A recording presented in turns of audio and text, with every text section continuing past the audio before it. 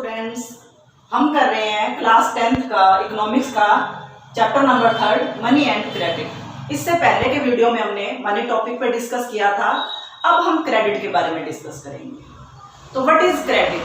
Credit means loan refer to an arrangement in which the lender supplies to borrower money, goods or service with the promise of future payment। यानी credit का मतलब होता है loan. ये एक तरह का एग्रीमेंट होता है जिसपे लोन देने वाला लोन लेने वाले को मनी, गुड्स और सर्विस की सप्लाई करता है इस प्रॉमिस में कि फ्यूचर में उसकी पेमेंट की जाएगी। ठीक है, लेकिन लोन लेना, इसकी टू डिफरेंट सिचुएशन जो है हम स्टडी करेंगे कि लोन लेना पॉजिटिव होता है, अच्छा होता है या अच्छा नहीं होता है। ठीक है, first situation, credit therefore plays a vital and positive role in this situation। the condition of a person is better than before। यानी अब हम जो क्रेडिट का रोल देखेंगे, फर्स्ट सिचुएशन जो देखेंगे उसमें क्रेडिट का रोल जो है पॉजिटिव है और वाइटल यानी इंपॉर्टेंट रोल प्ले करती है। इससे जिस पर्सन ने लोन लिया है उसकी सिचुएशन आगे से बेटर हो जाती है। ये हमारी बुक में एक एग्जांपल है, सलीम है जो एक शू मैन्युफैक्चरर है। ठीक है, उसको 3000 पेयर ऑफ शूज का एक ऑर्डर मिलता है। ठीक है, 1 मंथ में उसको वो ऑर्डर पूरा करना है। इतना बड़ा ऑर्डर मिलने के लिए मिला है उसे, तो इसको पूरा करने के लिए उसको क्रेडिट की जरूरत है। ठीक है, तो वो 2 सोर्स से क्रेडिट अरेंज करता है। फर्स्ट तो अपने रॉ मटेरियल जो उसको सप्लाई करता है, इट मीन जो उसको लेदर सप्लाई करता है। ठीक है, उससे उसको वो कहता है कि वो ऑर्डर पूरा होने के बाद उसको पेमेंट करेगा। सेकंड, जिस ट्रेडर ने उसको 3000 पेयर बनाने का ऑर्डर दिया है उससे वो 1000 पेयर का एडवांस ले लेता है। ठीक है, तो अब उसको उसके लिए एक्स्ट्रा वर्कर भी रखने हैं जो स्टिचिंग का काम करेंगे, पेस्टिंग का काम करेंगे।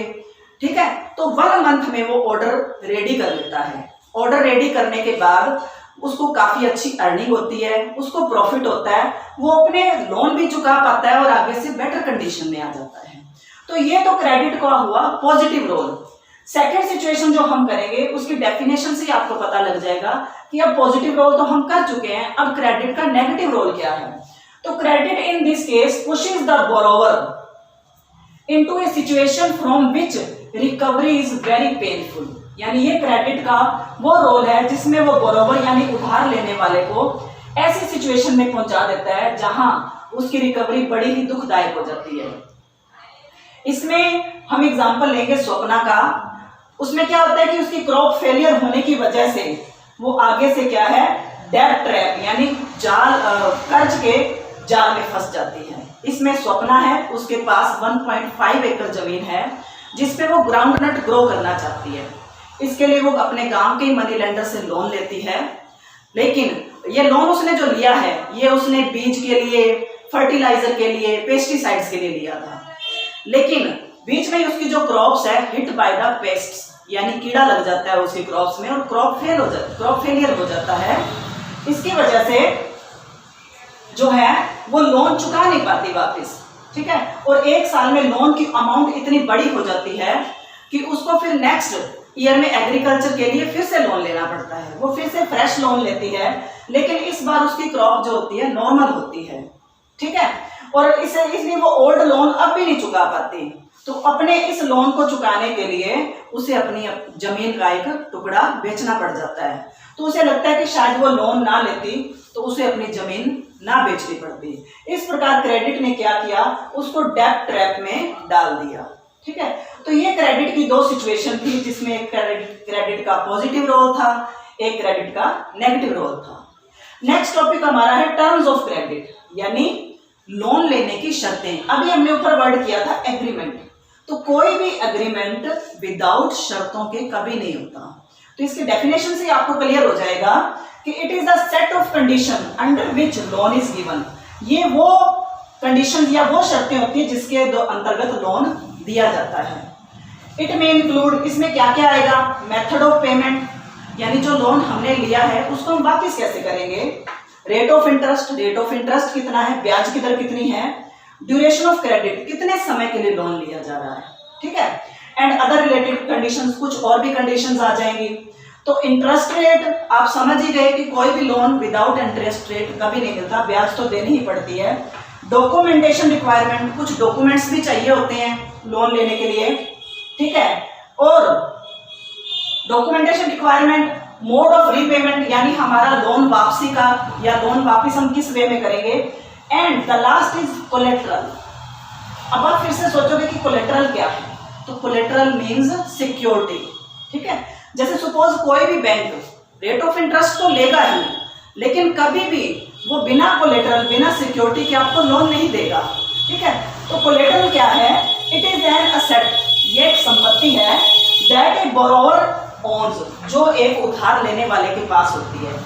ये किसी भी रूप में हो सकती है, एज ए लैंड, जैसे उसकी जमीन के कोई कागजात, उसकी बिल्डिंग, इमारत, व्हीकल है, लाइव स्टॉक, कोई पशु वगैरह, ठीक है। एंड डिपॉजिट विद बैंक, या बैंक में उसकी कोई जमा पड़ी हुई है, ठीक है। इनमें से कोई भी रूप कोलेट्रल का हो सकता है।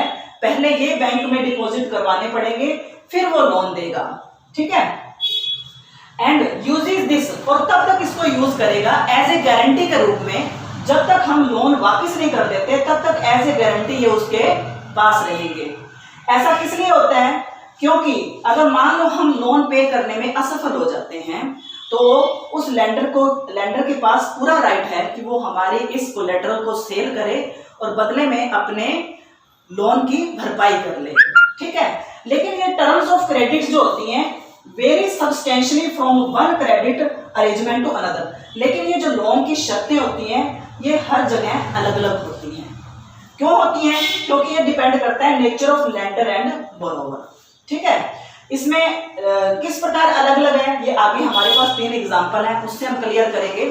फर्स्ट एग्जांपल जैसे श्यामलाल का है। श्यामलाल के पास 1.5 एकड़ लैंड है जिसके ऊपर वो खेती करता है। उसे हर साल खेती करने के लिए लोन लेना पड़ता है। वो गांव के मनी लेंडर से लोन लेता है, ठीक है। और लोन में रेट ऑफ इंटरेस्ट पे जरा ध्यान करना आप, वो उसको 5% पर मंथ के हिसाब से लोन देता है।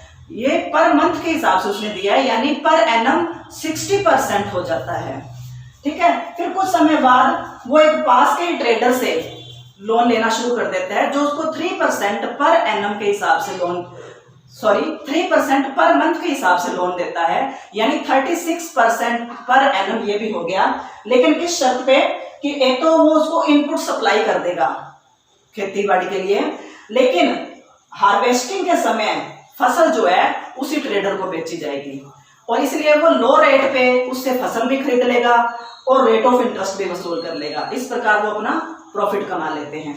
सेकंड एग्जांपल जो है वो अरुण का है। इसके पास 7 एकड़ जमीन है। वो पास के एक बैंक से लोन लेता है। अब रेट ऑफ इंटरेस्ट पे ध्यान देना जरा, बैंक उसे 8.5% पर एनम पे लोन देता है। देखो अभी हमने श्यामलाल के एग्जांपल में 60% पर एनम, 36% पर एनम देखा। बैंक सिर्फ 8.5% पर एनम पे उसको लोन देता है। यह लोन वो आलू पोटैटोज उगाने के लिए लेता है, और बैंक ने एक और फैसिलिटी उसको दी है कि वो यह लोन 3 साल में वापस चुका सकता है, ठीक है। अब वो कहता है कि अगर बैंक जो किसान क्रॉप लोन लेते हैं उसको बैंक जो है कोल्ड स्टोरेज की फैसिलिटी भी लोन पे प्रोवाइड करवाता है। अब उसका प्लान ये है कि फसल की हार्वेस्टिंग पे फसल का कुछ पार्ट बेच के वो लोन रीपे कर देगा और बैंक से एक फ्रेश लोन कोल्ड स्टोरेज के लिए ले लेगा, ठीक है। थर्ड एग्जांपल रमा का है, जो एक नेबरिंग फील्ड में वर्क करती है। वो एक एग्रीकल्चरल लेबरर है।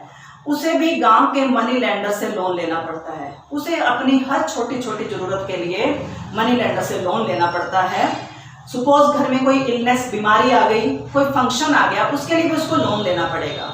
प्रेजेंट टाइम में उसको मनी लेंडर या लैंड ओनर है जिससे वो लोन ले रही है, उसको 5,000 रुपए पे करने हैं, ठीक है। इसके लिए इस लोन को चुकाने के लिए उसको उसके खेतों में काम करना पड़ता है, जबकि money lender does not treated her well, जबकि वो मनी लेंडर जो है उससे अच्छा बिहेव नहीं करता है, फिर भी उसको उसकी जरूरत वहीं से पूरी होती है, उसको उसके खेतों में काम करना पड़ता है।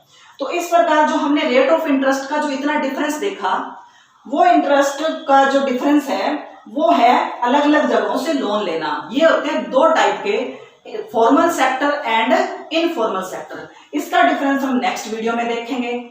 आशा करती हूँ कि ये आपको समझ आया होगा। Thank you.